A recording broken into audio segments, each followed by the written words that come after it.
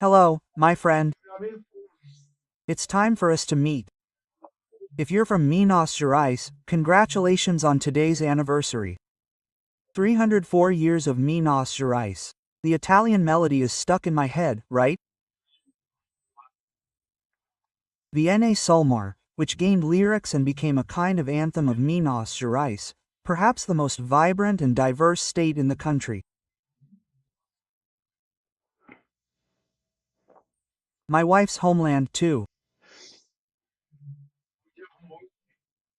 Well, on a day like today, in 1825, Pedro was born, son of the emperor who achieved Brazil's independence, and of Leopoldina of Austria.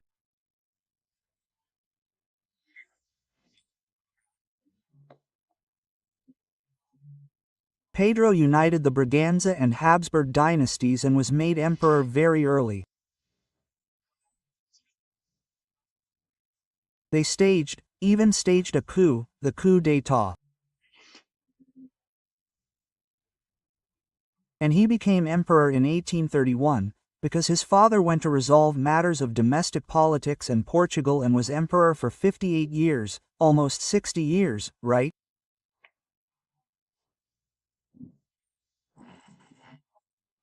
A time when Brazil developed until it became a republic and began another step. In 1870, in Rio de Janeiro, there was the premiere, the first performance of the opera, Guarani, by Antonio Carlos Gomes.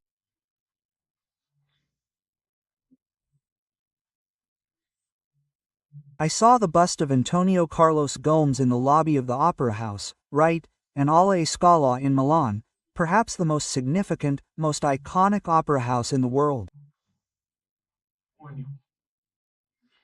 There's the bust of the Brazilian Antonio Carlos Gomes. This launch was on the emperor's birthday.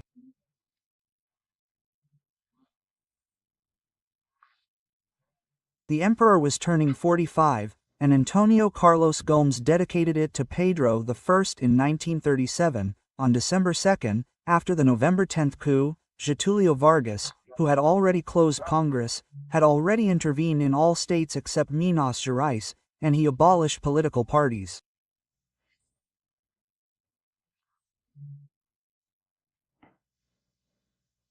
He governed alone. In fact, not even political parties bothered him. He ended the Vargas dictatorship.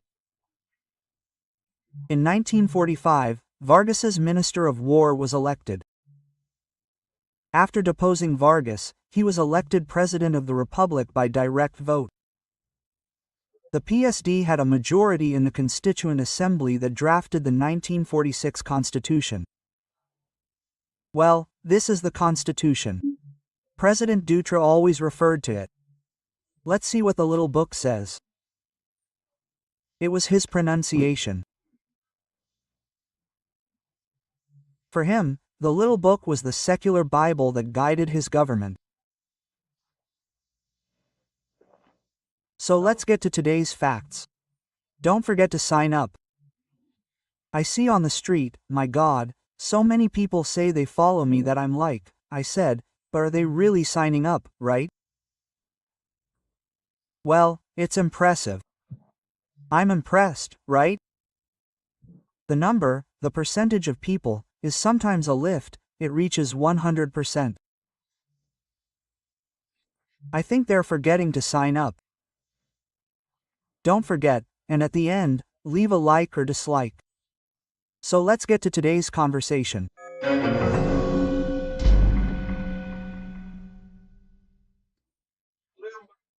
Do you remember when Rodrigo Janot launched a book called Nothing Less Than Everything? Rodrigo Janot, Attorney General of the Republic, gave an interview and confirmed in his book the episode in which he reveals he was set up for the Supreme Court, willing, according to him, to shoot Gilmar Mendes in the face.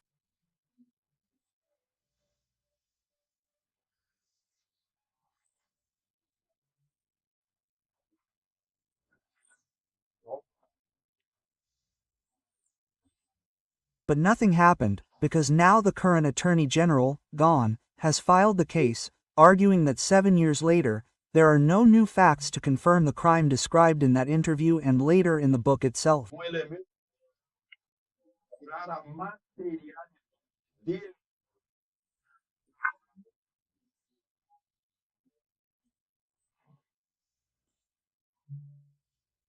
In other words, Rodrigo Janot said he intended to kill, had the means to kill, was at a short distance and had a revolver on his waist, but he didn't kill, he didn't commit the crime. So it's going to be filed because there was no crime.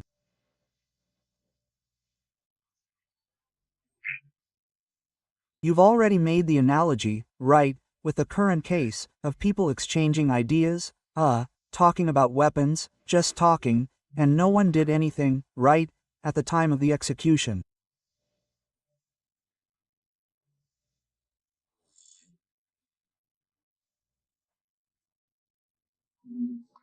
And the idea would be, right, this whole investigation to incriminate Bolsonaro, because since way back, he's been challenging the system, right, this status quo of power holders. How do you identify it?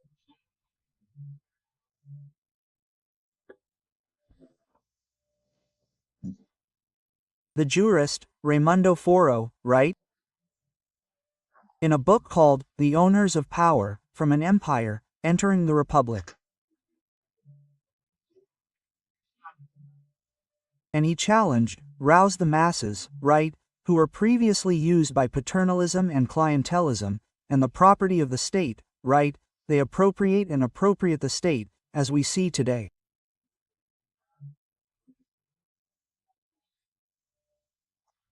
And he challenged this system that didn't work in Brazil, doesn't work, right? It's not the system of the United States, which was colonized at the same time as Brazil and succeeded, the first power in the world. But anyway, the objective is to catch Bolsonaro. Then we see that Janot today postponed it to February, right? Waiting for the holidays and so on, right? 800 pages of investigation. It seems there's a perception that so far there's nothing, just as there was nothing to catch Rodrigo Janot, right, gone?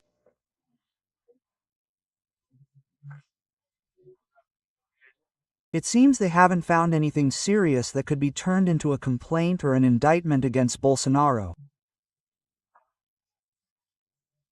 So let's wait until February to see if anything turns up, right? Well, they waited 7 years for Rodrigo Janot, but nothing else has turned up. He had a gun, he was close enough, he had the means, he had the opportunity, and he didn't do it. Even though he wanted to, he confessed that he wanted to, right? He even said the target, even the part of the body that would be hit, but he didn't. So is this a crime? According to the Attorney General's office, no. Now, according to Minister Moraes, perhaps he noticed the analogy, the similarity, and assured him, right? Although this contradicts Article 129 of the Constitution, which states that the public prosecutor's office is the owner of the case. He sent it to the archive, it's archived, but it's not, right? Anyway, there's another case, the Mantovani family. The Mantovani family served as an example for all Brazilians. Look, don't insult any Supreme Court justice. Otherwise, the federal police will come to your house early in the morning, look at everything, open your car, take your cell phone, and find out about every intimate conversation, everything, right? Because of an episode that happened back in June, July, right? July of 23, right? Well, at the Rome airport, Leonardo da Vinci airport, right? And there was insults, right? There was insults, and there was an exchange of insults. They say there was also some minor physical violence. So much so that the Italian police told me it was a minor matter after seeing the video. But anyway, news today. Topol sent it to the archives, just like the police chief from the first investigation had done. The police chief said there was no reason to indict the family, and he didn't. Then they appointed another delegate to indict, and the Attorney General's office saw reason to request a complaint, right?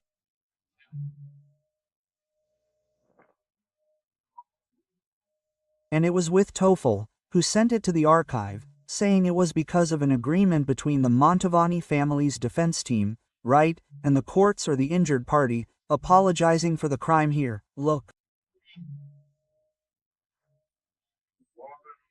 Well, although there's no reason to prosecute them, right? Toffel filed it. I even thought it was the public prosecutor's office that should propose the dismissal. Well, considering the facts and the confession of the crimes committed by the accused, I declare their punishability extinguished. Wow! If Franz Kafka were alive today, he'd have enough material to file another case. 2 cases around the Polish justice system, right?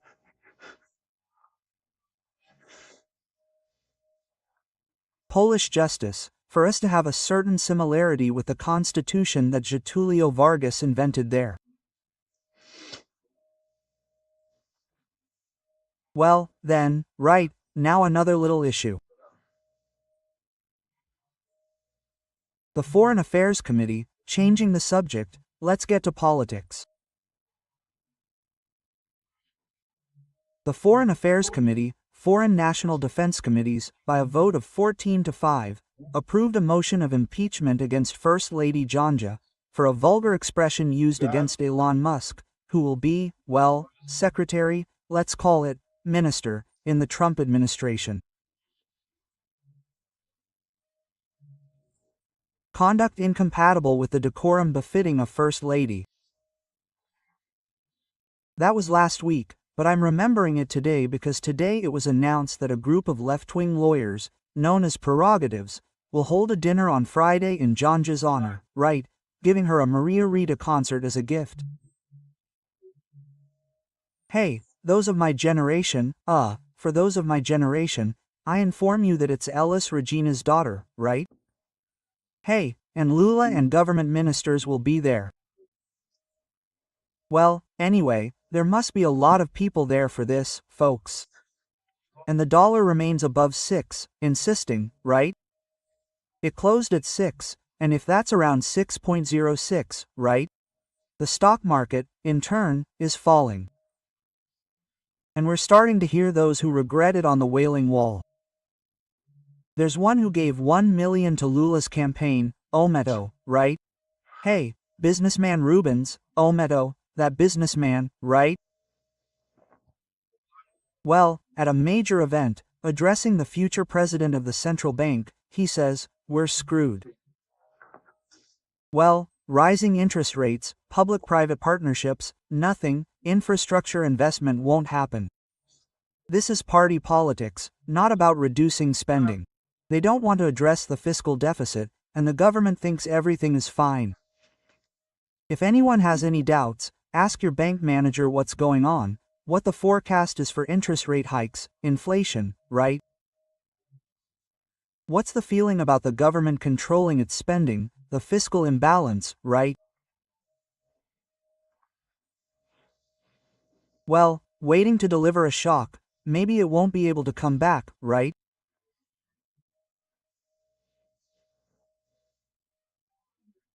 Meanwhile, just to wrap up, Starlink is announcing that it's applying for another license from the National Telecommunications Agency. It depends on the National Agency for Satellites and Coverage of Brazil. It will reach 7,500 satellites, it currently has 6,000 or so, right? I'm saying this very happily, because as of today, I have Starlink here at home, right? Covering the situation. I was impressed by what I saw in Rio Grande do Sul last week, how much Starlink saved lives in a place where there was no other form of communication. Starlink enabled emergency services, helicopters, saving people who were trapped in their homes, right? They told me there. And just to remind you, right?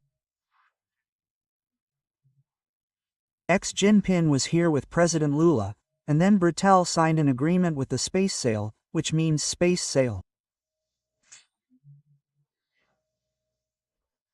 It's still in the age of sales, and there are 40 satellites. It's really still in the age of sales. To enter Brazil, Starlink still needs to establish itself in Brazil, and it needs to have a CNPJ, National Register of Legal Entities, here in Brazil. So that was our conversation today from Brasilia. Alexandre Garcia.